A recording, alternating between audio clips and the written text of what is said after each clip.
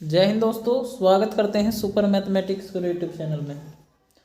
हाँ भी तो देखो, आज टाइम एंड वर्क का एक कॉन्सेप्ट सीखने वाले हैं हम। ठीक है ना। देखो, ये ऐसी तरकीब है, इससे हमारे क्वेश्चन बहुत ही ज़्यादा आसान हो जाते हैं। ठीक है ना। जहाँ भी इस टाइप के क्वेश्चन बनते हैं वहाँ देखो हमेशा द्विघात समीकरण बनती है इस टाइप के क्वेश्चनों में। ठीक है ना। अगर बुक में देखो काफ़ी लंबे लंबे सॉल्यूशन आपको मिल जाएंगे। तो मैं बहुत ही कम समय में, मतलब आप यदि कैलकुलेशन अच्छी है तो सेकंड में भी कर सकते हो, सेकंडों में भी। ठीक है ना। देखो मैं क्या, कौन सा तरीका है ये आपको बता देता हूँ। ये तरीका है, देखो ए किसी काम को करने में ए प्लस बी से, मतलब यहाँ पे इस चीज़ का बड़े ध्यान से ध्यान रखना। पहले तो मैं कॉन्सेप्ट समझा रहा हूँ, फिर क्वेश्चन भी लगवाऊंगा इसमें। मतलब ए प्लस बी से पी दिन ज़्यादा लेता है, मतलब ए किसी काम को करने में जो ए प्लस बी दोनों जितना समय ले रहे हैं ना, उससे पी दिन ज़्यादा लेता है। जबकि बी उसी काम को करने में ए प्लस बी से क्यों दिन ज़्यादा लेता है। देखो जो दोनों हैं, ए का भी समय पता हमें, मतलब ए प्लस बी से पी दिन ज़्यादा ले रहा है, और बी का भी समय पता है, मतलब ए प्लस बी से क्यों दिन ज़्यादा ले रहा है। ठीक है ना। तब देखो हम एक निश्चित एक निर्धारण करते हैं। देखो अगर देखो दोनों को अधिक अधिक दिन पता है तो हम बच्चों यहाँ से ए प्लस बी द्वारा लिया गया समय डायरेक्ट ही कैलकुलेट कर सकते हैं यहाँ से। मतलब ए प्लस बी का डायरेक्ट ही टाइम निकाल सकते हैं। वो कैसे निकलता है, अंडर रूट कर देते हैं जो इनके अधिक दिन होते हैं उसके गुणा करके। देखो यहाँ के अधिक दिन कितने हैं, ए के कितने हैं पी, और बी के अधिक दिन कितने हैं यहाँ पे क्यों। तो इसका रूट करके मल्टीप्लाई कर देंगे, कोई दिक्कत वाली बात है नहीं। ठीक है ना। अब देखो इसे मतलब क्वेश्चन, मतलब प्रॉब्लम में कैसा लगाओगे। अब जैसे कि यहाँ पे एक प्रॉब्लम दी हुई है नीचे, ये कह रहा है ए किसी काम को करने में ए प्लस बी से 5 सही 1/3 दिन अधिक लेता है। तो ये वाली जो यहाँ पर अगर मैं पी की बात करूँ, पी का मान कितना है, अरे भिन्न में दे रखा है, तो इस तरीके से जो सही में दे रखा है भिन्न बना सकूँ मैं इसकी। 3 पंजे 15 और 1 16, मैं इसे 16/3 दिन लिख सकता हूँ। 16/3 समझ में आ रही है ना, इतने दिन है ये।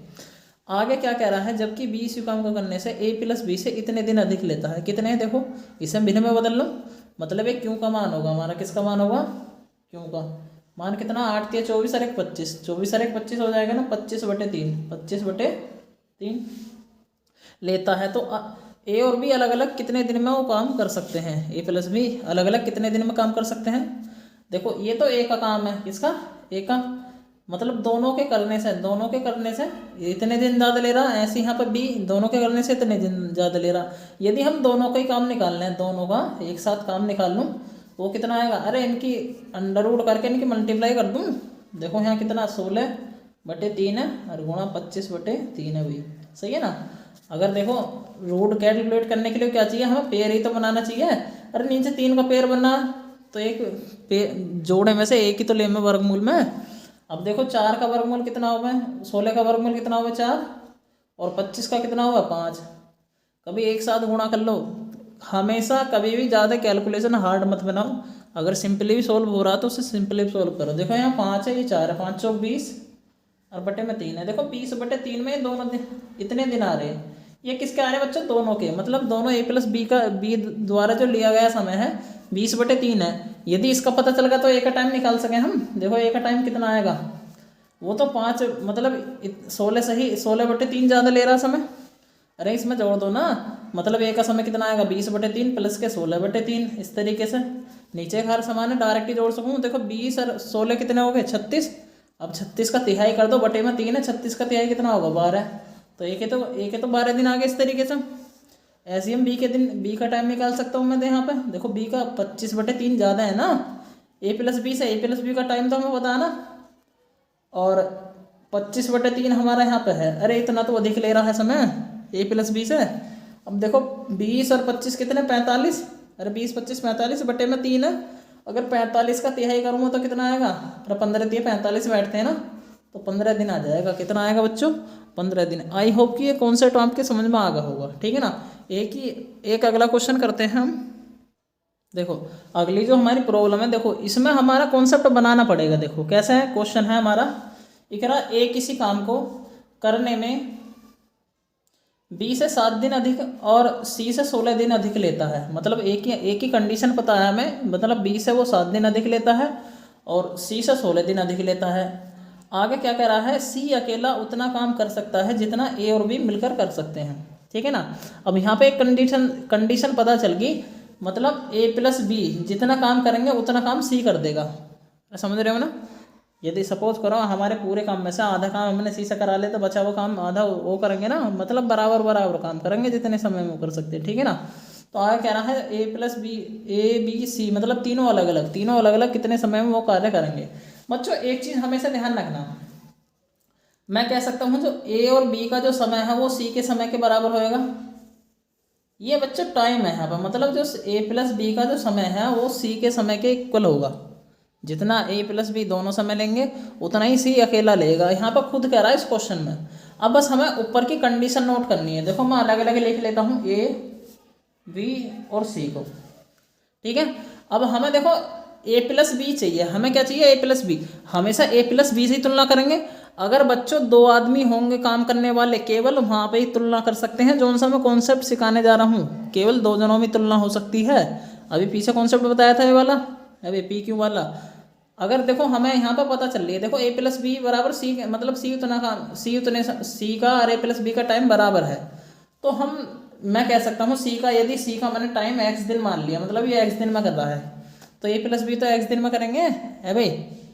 पर अब एक कंडीशन है यहाँ पे, यूँ कर रहा है जो सी से बच्चों 16 दिन अधिक में कर रहा है। ए कितना समय ले रहा है, 16 दिन अधिक। अरे सी से 16 दिन अधिक लेगा समय। ऐसे देखो बी 7 दिन अधिक ले रहा है, ए से जो टाइम ले रहा है बी से 7 दिन अधिक लेगा। तो जो बी का टाइम है इससे 7 दिन कम ना हो जाएगा, अभी इससे कम हो जाएगा जब तो अधिक बैठेगा। यदि इसमें से मैं 7 घटा दूँ, 16 में से 7 कम कर दूँ तो बच्चों 9 ना बचेंगे यहाँ पे। अभी यहाँ से उसमें कंडीशन दे रखी है बी से 7 दिन अधिक ले रहा, तो बी से 7 दिन अधिक ही तो ले रहा है, इसमें और इसमें 7 के तो अंतर होगा। ये चीज़ समझ में आई। अब हम देखो ए प्लस बी का भी टाइम पता है, ए प्लस बी का टाइम एक्स है ना। अब मैं कह सकूँ ए प्लस बी से 16 दिन ज़्यादा ले रहा है और ए प्लस बी से 9 दिन ज़्यादा ले रहा है भी यहाँ पर। अरे दोनों का अधिक टाइम पता चलेगा तो मैं डायरेक्ट ही ए प्लस बी का टाइम निकाल सकता हूँ, मतलब एक्स का मान, किसका, एक्स का मान। अरे ए प्लस बी का टाइम निकाल सकता हूँ तो क्या करूँगा, अंडर रूट, यहाँ पर 16 है यहाँ पर 9 है, तो 16 निम्मा कितने 144 बैठेंगे। और 144 का रूट कितना होता है, अभी 12 आ जाएगा। मतलब ये किसका टाइम है, मतलब ए प्लस बी का भी कह सकता हूँ और सी का। पर इसमें अलग अलग का पूछ रहा तो मैं कह दूंगा सी का टाइम आ गया, मतलब सी इतने दिन ले रहा, सी कितने दिन ले रहा है, इतने दिन। अरे ये चीज़ समझ में आ गई। अब बच्चों देखो सी का टाइम पता है, अरे सी का पता है तो बी का अपने आप निकाल लोगे। देखो यहाँ पे कितना आएगा, चलो मैं इस चीज़ को यहाँ लिख रहा हूँ, ये 12 दिन ले रहा है। अरे 12 में 9 जोड़ोगे कितना बैठेगा, 12 9 कितने 21 ना हो गए, 21 दिन लेगा है भाई। अरे इसमें 7 दिन एक्स्ट्रा जोड़ दो, 21 और 7 कितने हो जाएंगे 28, कितने होंगे 28। समझ में आ रही बात। अब 28 21 12 कौन से ऑप्शन में आ रहा, देखो ए में आ रहा। मैं केवल यहीं से आंसर बता सकता था, मतलब सी। अब ए बी सी के तो कार्य दे रखे हैं इस तरीके से, दिनों का समय तो दे रखा है अभी। अब सी का मान आ गया, देखो सी का मान 12 दिन आ रहा, तो एक ही ऑप्शन में आ रहा ना बाद में 12, ये ना कि कहीं पहले पहले देख लो। हमें सी देखो सी बाद में तो करेगा, अरे ए बी सी के क्रम से काम दे रखे हैं, ठीक है। तो इस तरीके से आप समझ सकते हो, और जहाँ भी इस टाइप के क्वेश्चन आवे आप एक तरकीब लगा सकते हो, ठीक है भाई। तो आज की वीडियो में बस इतना ही, मिलते हैं नए कॉन्सेप्ट के साथ।